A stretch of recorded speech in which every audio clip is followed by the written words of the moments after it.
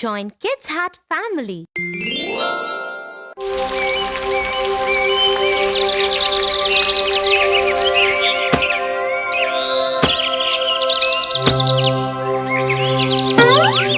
Hey Tofu, do you want to come with me?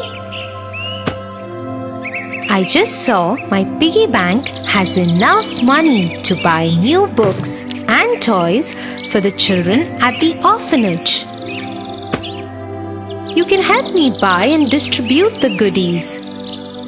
You are going to give away all your savings to other children? How can you do that? Don't you want to buy something for yourself? Tofu, we can't always think of ourselves. Sometimes we have to help those who do not have the same means as us. Let me tell you a story of kindness.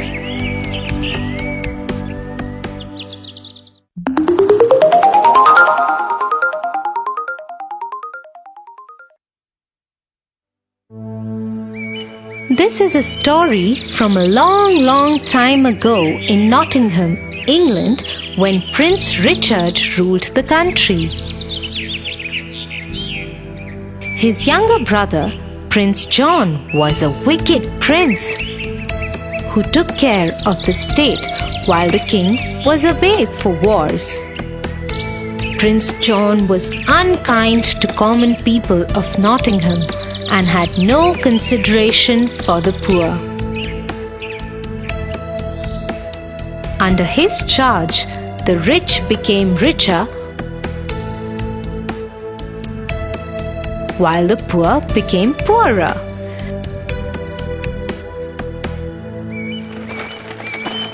The poor had no savior to save them other than Robin Hood, or the hooded thief as he was popularly known. Robin Hood had a trusted companion called Little John.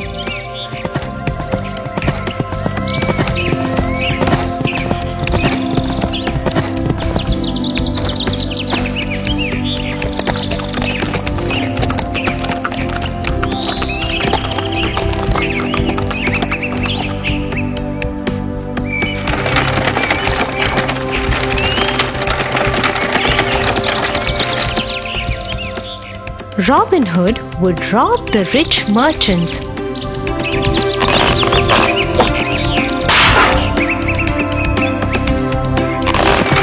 and the prince's caravans that carried the huge taxes collected from the poor as they crossed the Sherwood forest, which was the home of Robin Hood, on the way to the prince's treasury. And he would distribute the loot amongst the poor. His generosity earned him the name Prince of Thieves amongst the common people, and also many rewards that were announced by the sheriff for his capture.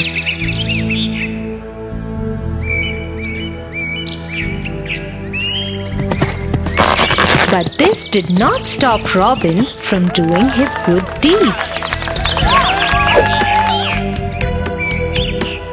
One day, when Robin Hood and his friends had robbed the prince's caravan again, the prince called the sheriff of Nottingham to the palace.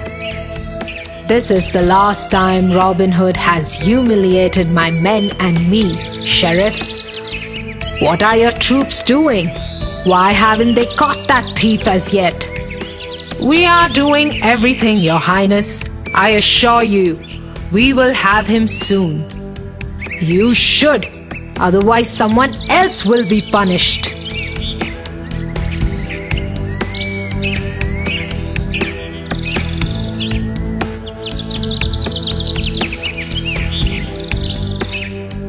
The sheriff made a new plan with his men. He decided to announce an archery competition to be held in Nottingham, and the winner would be announced as the best archer in Nottingham and also win a kiss from the maiden Marian. One day, Robin Hood's friend Tuck came to visit him. Have you heard of the archery competition that the sheriff has announced for tomorrow?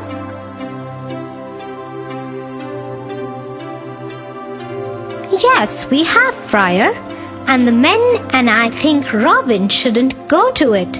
It is a trap laid by the sheriff. All of England knows that Robin Hood is the best archer by far. Robin doesn't need to go and prove anything there. You worry too much, Little John. Lighten up. We will go and have some fun tomorrow. And to ensure that no one recognizes us, we'll wear disguises. And so the next day, Robin Hood and his friends wore disguises and went to the competition.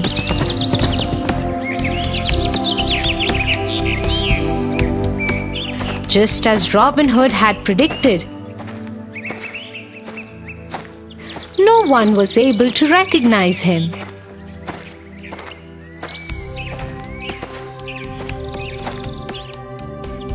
Soon it was Robin Hood's turn to shoot the arrows.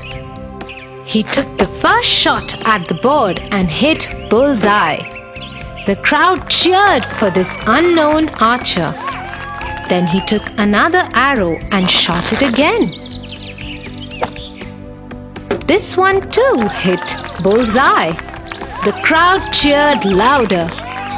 The cheering caught the sheriff's attention, and he turned to see what the matter was.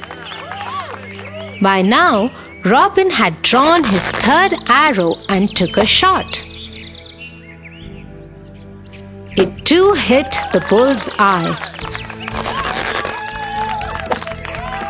When the fourth arrow also did the same, the sheriff realized something. That is no stranger. That is Robin Hood. No one can shoot 4 arrows in a row like that. Grab him, men!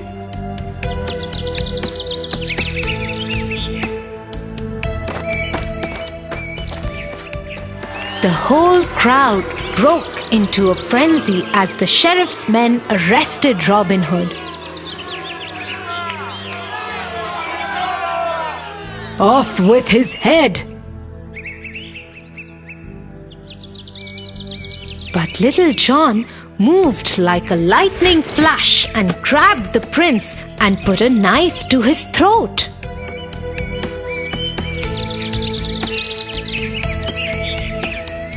Release him immediately! The sheriff's men had no choice except to let go of Robin Hood. The Prince of Thieves and his friends hollered and made their way out of the archery field, but not before Robin Hood climbed the audience tower and stole a kiss from the maiden Marian.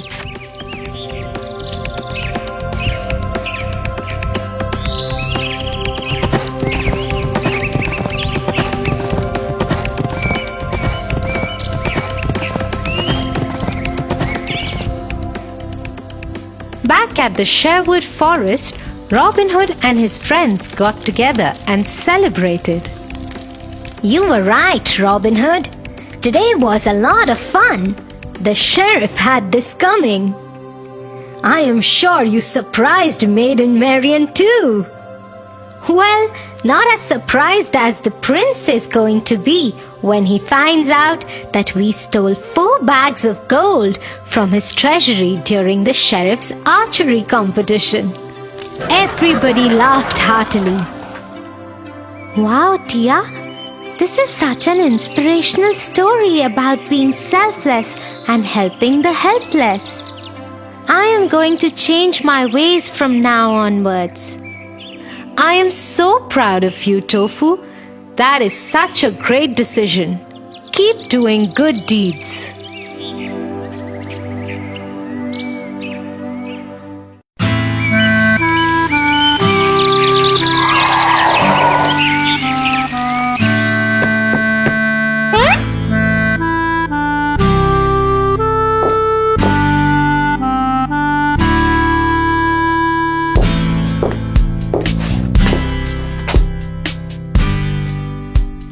not nice, Tofu. What if your friends find out? They will stop talking to you, won't they? Oh no! I am so clever, they won't find out ever. Let me tell you the story of another clever boy called Tom Sawyer.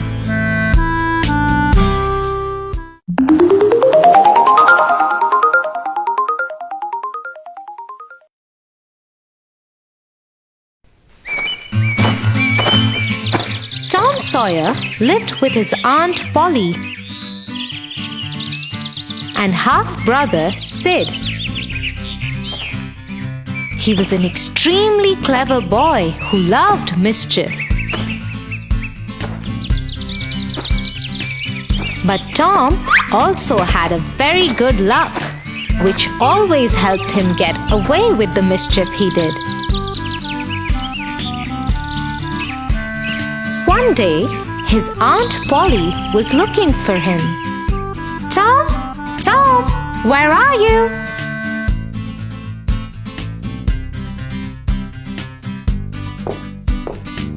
She looked everywhere. She looked outside in the yard.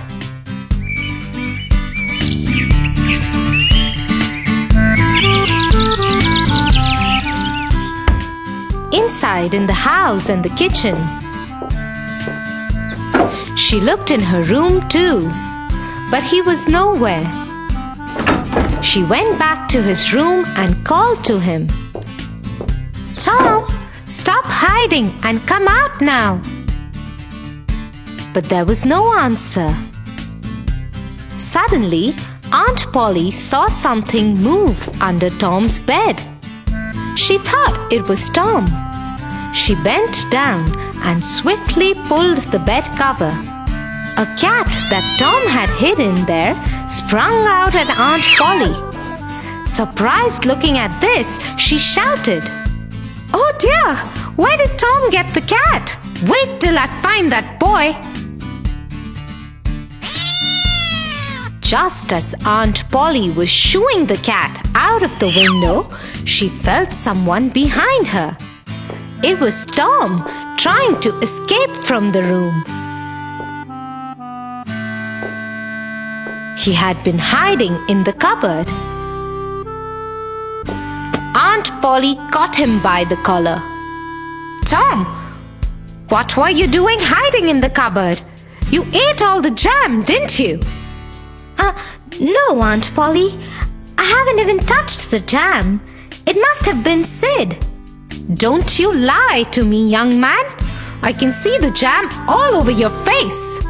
Tom quickly tried to wipe his face, but it was too late. "Today I am going to beat you with a stick. You have become too mischievous." Aunt Polly, look behind you. Aunt Polly turned to see, but there was no one. It was just one of Tom's tricks. And this time he used it to get away from Aunt Polly, because when she turned around again, he wasn't there. "Oh, this boy! One of these days I am going to punish him." Tom was so happy with himself for fooling Aunt Polly again that he decided to take the day off from school.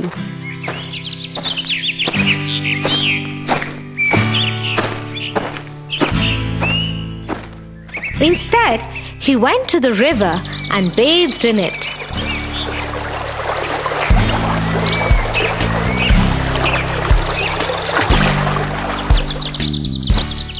At lunchtime, he went into a nearby farm, stole fruits from there, and ran out of there with the owner chasing behind him. Just as he was running, he bumped into Sid.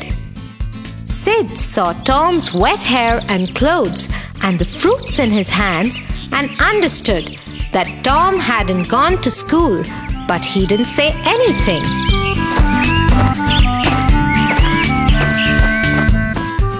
When Tom reached home, Aunt Polly was waiting for him and she was angry. Tom understood that Sid had told her everything. Tom, did you skip school again? No, Aunt Polly. Sid is lying.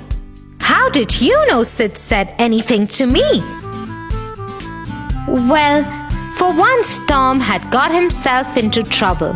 He had no answer for Aunt Polly's question. Tomorrow is Saturday. You don't have school. You will not go anywhere. Instead, you will whitewash the fence. The entire fence? Yes, the entire fence. That is your punishment. Tom had no choice. He couldn't argue with Aunt Polly. He didn't want to make her angrier, but he was angry too. The fence would take up his whole Saturday. He went into the yard and kicked at the dust. Just then, he saw Sid coming in. He quickly made a mud ball and swung it at him. Stop! Help, Aunt Polly! Why did you have to tell anything to Aunt Polly? Tom flung a few more mud balls at Sid and then jumped over the fence and ran away. He knew he was already punished, so nothing worse could happen now.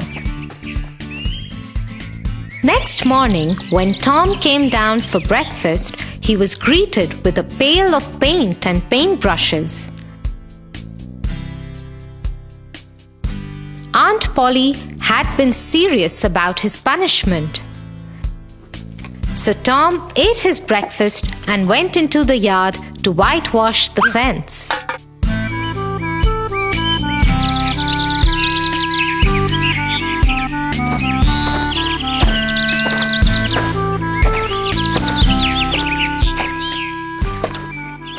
Painstakingly, he finished a bit of it. That's when his friend Joe came up to him. Hey, Tom. Why are you working on a Saturday morning? Working? Who said anything about working? Well, why are you painting the fence then? I am doing it because it is art. Haven't you heard of art, Joe? Well, I have, but I have never done it. Is it fun? Oh, yes, it is. Why else would I do it? Joe thought about it. It was true. Tom Sawyer would never do anything that wasn't fun. He asked Tom if he could also try it. Tom agreed to let Joe do only a small portion of it in exchange of 3 marbles. Joe thought 3 marbles was too much, but agreed. He wanted to try art.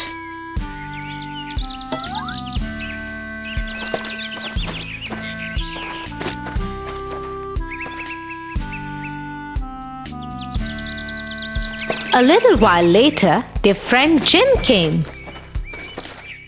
He saw Tom resting under the tree and Joe painting the fence. He went to Joe. What are you doing, Joe? It is art. I paid Tom 3 marbles to let me do it. 3 marbles? Is it that good? Yes, very good.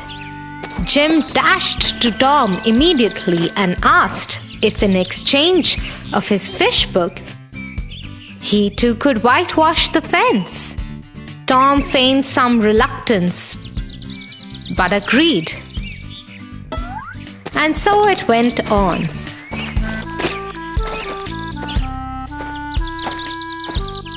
Other friends of Tom came and believed that painting the fence was fun. They paid Tom in collector's cards, candies, and even a catapult to get a chance to paint the fence. By noon, the entire fence was painted and Tom was a rich boy. He hid his treasures and went to his aunt.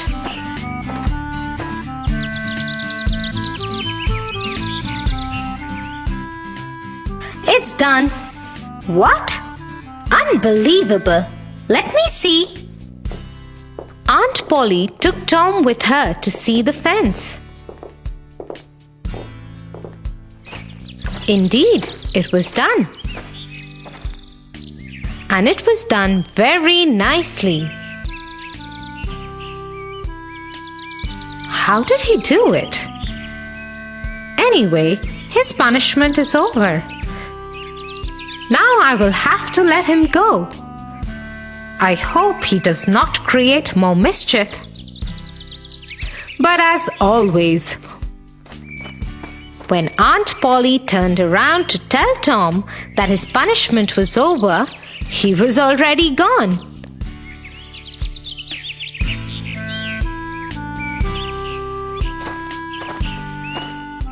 The next day was Sunday, and Tom went to Sunday school.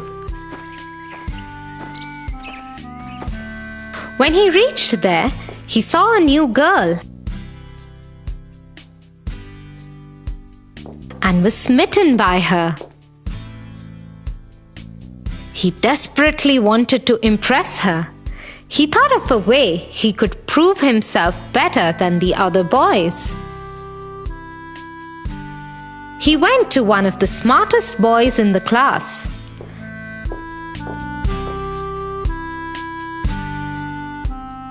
And bought from him all his yellow tickets in exchange of the treasure he had earned from his friends yesterday. The yellow tickets were awarded only to those boys who had learned all the verses of the Bible. Usually, only older boys were able to get the yellow tickets. When you had enough yellow tickets, you could exchange them for a Bible. The minister asked the class, Does anyone have enough yellow tickets for a Bible? Nobody had so many tickets, except Tom, who raised his hand. Everybody, including the minister, was surprised. Tom was the most naughty boy they knew. How could he have learned all the verses of the Bible? The minister understood this was one of Tom's tricks, and he decided to test him. Very well done, Tom. Please come here and collect your Bible. Also, as is tradition, when you earn your Bible, you get to recite any 3 of your favorite verses from it. Tom was stumped. 3 verses? He didn't even know one. He fumbled.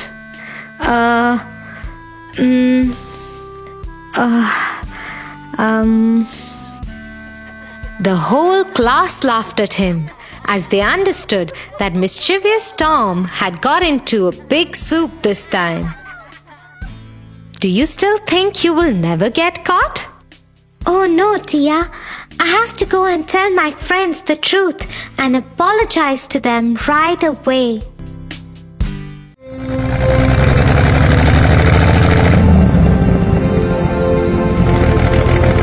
It was Miss Pine's last day at school today. Yes, I'm going to miss her too. She was very nice.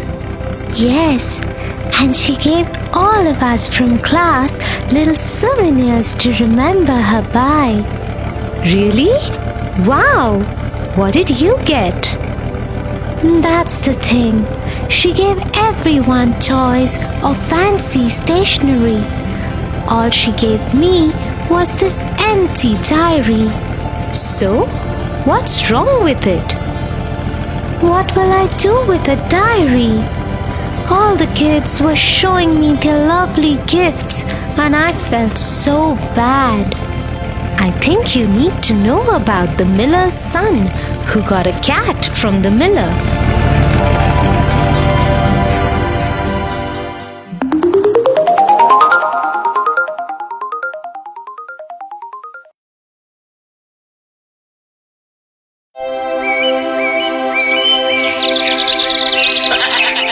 upon a time, there lived a miller who had 3 sons.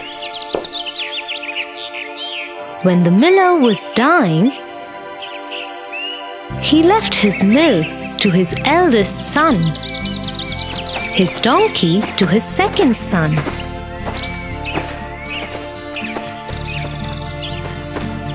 and for the youngest son, he left his pet cat. The 2 elder brothers could use the mill and the donkey for trade and earning money. But the cat had no use for them. So they kicked the youngest brother and his cat out of their home.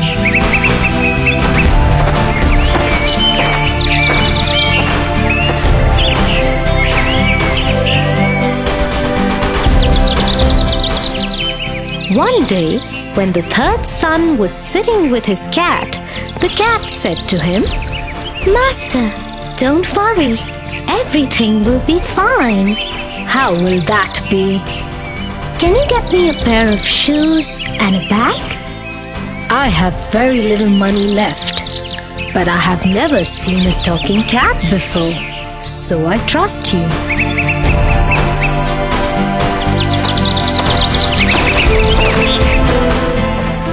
And so the master bought the cat, the boots, and the bag.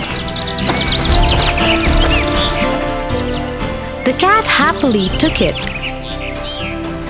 and went into the nearby forest. There, he found a rabbit hole.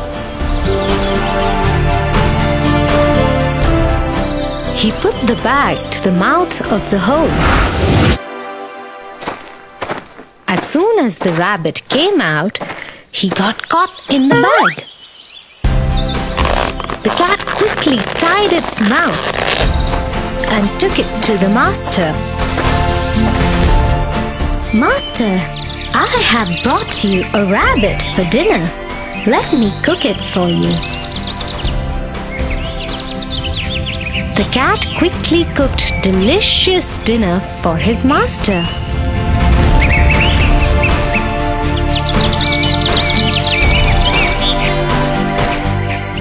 Once they were done, he went back to the rabbit hole.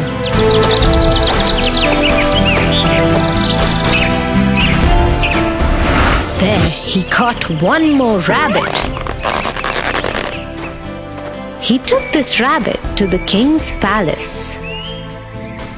Your Majesty, my Lord Marquis of Caraba has sent you a gift.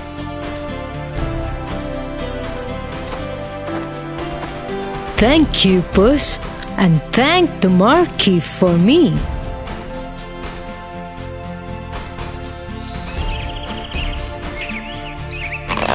The cat continued to do this for many days.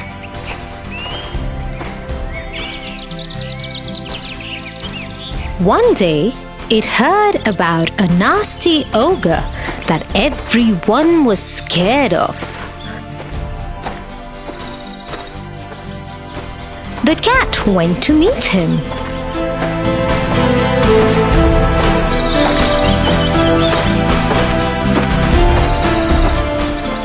Hello. What are you doing here? Oh, I just came to see why everyone is scared of you. I don't see any reason. Don't you know who I am? I can kill you right now. I don't think so. You don't really have the power. I have the power to take any shape I want. I can become a lion and strike you. Ha ha! I am not scared of lions. I am only scared of rabbits. Well, here it goes then. As soon as the ogre turned himself into a rabbit, the cat pounced on him and killed him. The next day, he requested his master, Master, please go and bathe in the lake outside the forest. I request you. The master agreed.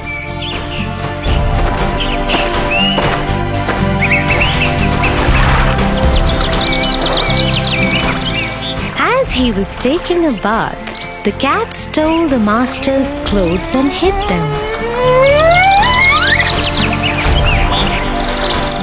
Then he ran to the highway and waited for any carriage to pass.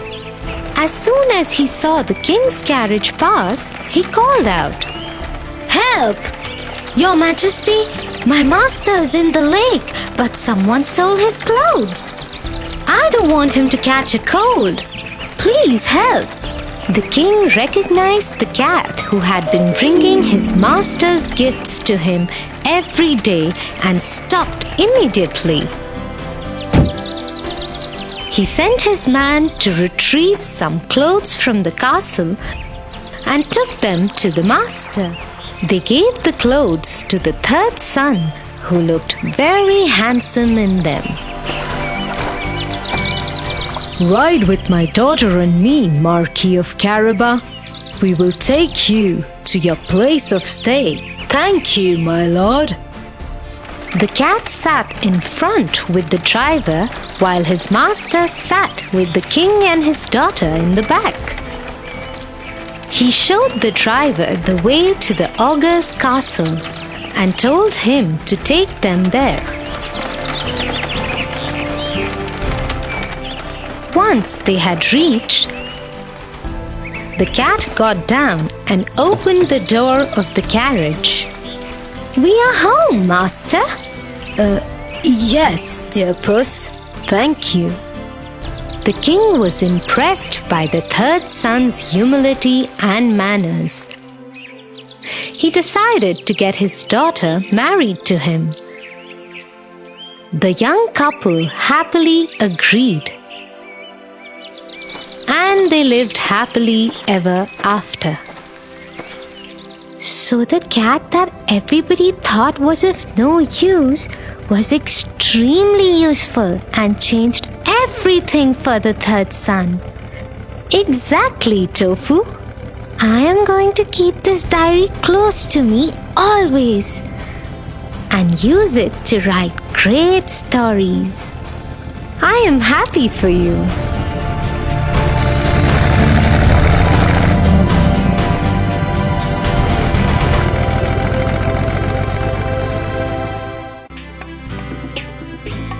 For your favorite rhymes, stories, and more, join Kids Hat family. Subscribe here.